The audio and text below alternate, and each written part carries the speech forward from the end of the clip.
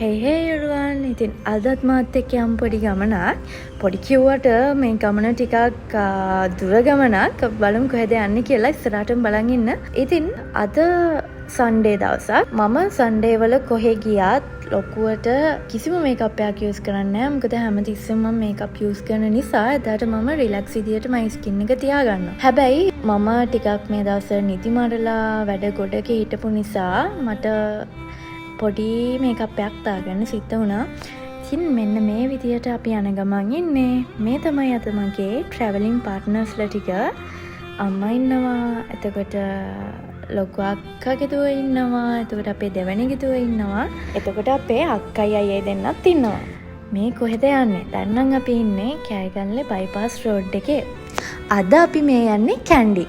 කැන්ඩි කියලා කියන්නේ මට නුපුරුදු තැනක් නෙවෙයි. මම සෑහෙන්න ගිහිල්ලා තියෙනවා. ඒත් මම FB එකෙන් දැකලා මම යනවා කියලා හිත ඉඳලා මට යන්න බැරි වුණ ලස්සන තැන් ගොඩක් තියෙනවා මෙන්න මේ නුවරාවට.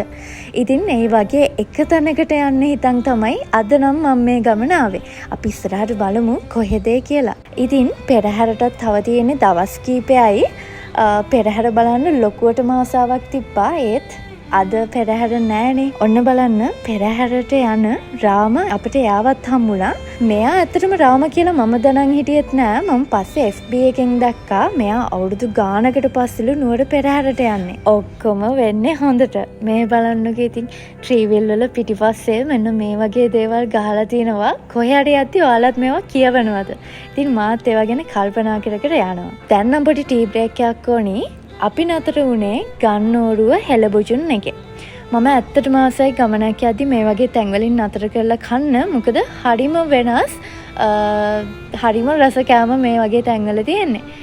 හැබැයි අපිට නම් මෙතනින් කන්න හම්බුනේ නෑ. අවාසනාවකට පුදුම ක්‍රවුඩ් එකක් මෙතන හිටියේ. කන්න තියා හිතන්නවත් බෑ. ඊට පස්සේ එතන ළඟ තියෙන තැනකින් අපි පොඩි ස්නැක් ටිකක් අරගෙන කකා ඔන්න දැන් යනවා ටවුන් එකට. දැන් නම් ඉන්නේ නුවර ටවුන් එකේ. නුවර ගියාම ඔයාලා කොහෙද ඉස්සෙල්ලාම යන්නේ? මං නම් යන්නේ දළදා මාලිගාවට. දළදා මාලිගාවට ගිහිල්ලා ඉවර වෙලා තමයි වෙන කොහේ හරි යනවා නම් යන්නේ. ඉතින් අද සන්ඩේ දවසක්නේ. අද වීකෙන්ඩ් එක. එතකොට පෙරහැරටත් තියෙන්නේ තව දවස් කීපයයි. ඒත් මං හිතුවා ගොඩක් ලොකු ක්‍රවුඩ් එකක් අද කැන්ඩි වල ඉඳී කියලා. ඒත් මම එක්ස්පෙක්ට් කරපු විදියට එහෙම ගොඩක් දෙනෙක් හිටියේ නෑ. ඒක නිසා අපි හිතපු විදියටම හරිම නිදහසේ අපිට මේ ගමන ගිහිල්ලා එන්න chance එක හම්බුණා. ඔන්න දැන් අපි බැහැලා යනවා. ඉතින් මෙතනින් බැහැලා නුවර වැව වටෙන් යද්දී ඒ දැනෙන සනීපේ හිතට දැනෙන නිදහස වචන වලට එක්ස්ප්ලেইন කරන්න බෑ. අනේ මන්දා. ඉතින් මෙතන නම් තානිකරම දෙවන ලෝක යුද්ධේ වගේ එහා පැත්තේ මල් ගන්න එපා අපෙන් ගන්න. අනේ මන්දා ඉතින් මන්නම් ඉතින් තිබ්බ අන්තිම කඩෙන් මල් එකක් ගත්තා. ඒකටත් මං හිතන්නේ එහා පැත්තේ ඉඳන් බැන්න. කොහෙද ළමයි මෙතන ශබ්දාවක්. අනේ මන්දා ඔයාලටත් මේ එක්ස්පීරියන්ස් එක තියෙනවද? කමක් නෑ. ඉතින් එයාලා try කරන්නේත් එයාලගේ බිස්නස් එක කරගන්නනේ. ඉතින් ඔන්න ඔය විදියට අපි දැන් ආවා දළදා මාලිගාවට. ඉතින් මම සෑහෙන වතාවක් දළදා මාලිගාව වැඳලා තියෙනවා. ඒත් මම ආයෙන හැම පාරකම මට ඒක අලුත්ම ෆීලිං එකක් වගේ දැනෙනවා. මන් දන්නේ ඒ නිදහස නම් ඇත්තටම එක්ස්ප්ලেইন කරන්න වචනත් නැහැ. ඔන්න ඉතින් අපි දැන් යනවා දළදා මාලිගාවට. මෙතෙන්ට නම් දවස ගානේ වුණත් එන්න පුළුවන්. ඒ තරම් මම ආසයි.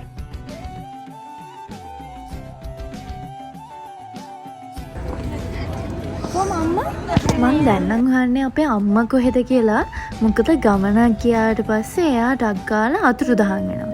මං බයයි එයාව හොයාගන්න බැරි වෙයි කියලා. මට පොඩි කාලේ ඉඳන් තියෙන බයක් තමයි ඒක. ඉතින් ඔන්න හම්බුණා. මේ බලන්නකෝ මේ දෙන්න කාලෙකට පස්සේ අක්කයි නංගී දෙන්න එකතු වෙලා. ඉතින් ඉස්කෝලේට නිවාඩු. එතකොට අක්කා එන්නෙත් මාතරේ ඉඳන්. ඉතින් නංගිට පුදුම සතුටුයි. දෙන්න ඒ කාලේ මාරු විදියට එන්ජොයි කරනවා. හරි. දැන් අපි යමු ඇතුළට.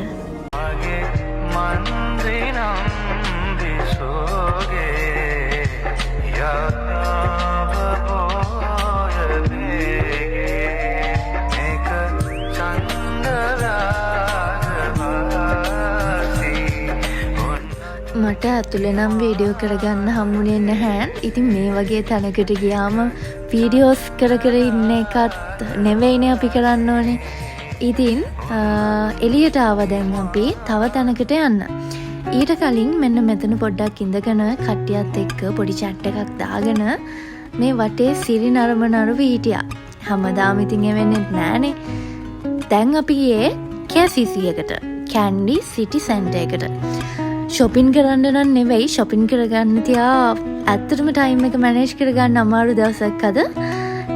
ගියේ අපේ අක්කලාගේ පොඩි බබාලා දෙන්නට ගේම්ස් ප්ලේ කරන්න ඕනි කියලා කිව්වා. අන්න ඒකට. මේ වගේ කිඩ්ස් ඒරියා එකකට ගියාට පස්සේ අපි කොච්චර ලොකු මිනිස්සු වුණත් ඇත්තටම අපිත් ඒ ගානට වැටෙනව නේද? මන් දන්නේ මට නම් පොඩි ළමෙක් වෙනවා මේ වගේ දැනට ගියාම. ඉතින් බලන්නකෝ පොඩි එකා වගේ අපේ අක්කාගේ බබාගේ කාර් එකකින් නැගලා මම යනවා. මේවත් දකිද්දිත් ඇත්තටම hina යනවා. මට දැන් තමයි තේරෙන්නේ එළියේ ඉඳන් බලපු කට්ටිය මන් දිහා බල hina වෙච්ච විදිය මට දැන් මතක් වෙනවා. මේ තමයි මගේ vlog එකේ මම ආසම පාර්ට් එක. මම යන්න බලාගෙනම හිටපු තැන තමයි දැන් මේ මං ඇවිල්ලා ඉන්නේ. ඒ තමයි හන්දාන සඳගිරි සෑය. ඔයාලා මෙහි ගිහිල්ලා තියෙනවද? ගිහිල්ලා තියෙනවා නම් පොඩි කමෙන්ට් එකක් දාන්න යන්න බලන්න. මට තේරෙන්නේ වචනවලට හරවන්න. ඒ තරම් මෙතන ලස්සනයි. ඒ තරම් මෙතන හිත නිවෙනවා. පොඩි හරි ස්ට්‍රෙස් එකක් ඔයාලට තියෙනවා නම් මෙතෙන්ට ආවට පස්සේ ඒ හැම ප්‍රශ්නයක්ම අමතක වෙනවා. දවස් ගාණක් වුණත් මෙතන තියෙන ලොකේෂන් දිහා බලාගෙන ඉන්න පුළුවන්. ඉතින් මං ආවෙත් මේ ෆස්ට් ටයිම් වීඩියෝස් වලින් දැක්කට වඩා සෑහෙන්න ලස්සනයි සහ නිදහසක් මාන විදියට ඒක ෆීල් වෙනවා. ඔයාලත් ඇවිල්ලා බලන්න. ඇවිල්ලා බලන්න නෙවෙයි, ඔයාලා අනිවාර්යෙන්ම එන්න ඕනි තැන. මං වගේ මිස් කර නම් ඉන්න එපා. ගොඩක් ඉන්නවනේ යටියන්තට, එතකොට අවිස්සාවෙල්ල, ඔන්න ඔය වගේ තැන්වල මගේ ෆොලෝයින් බේස් එකක්. ඉතින් ඔයාලා නුවර එනවනම් නුවරේ ඉඳන් කිලෝමීටර 7ක් වගේ පොඩි දුරක් තියෙන්නේ. වෙහිකල් එක එනවා නම් ඔයාලට ගොඩක් ලොකු වෙලාවක් යන්නෙත් නැහැ. අනිවාර්යෙන්ම යන්න. මම කියන්නේ අනිවාර්යෙන්ම යන්න. You must go there because it's really amazing place to visit. අනිත් අයටත් කියන්න පුළුවන් නම් යාළුවොත් එක්ක ෆැමිලි එකත් එක්ක එකතු වෙලා මෙන්න මෙතෙන්ට යන්න. බෞද්ධයෙක් විදියට ඔයාට මෙතෙන්ට ගියාට පස්සේ මාර නිදහසක් දැනේ.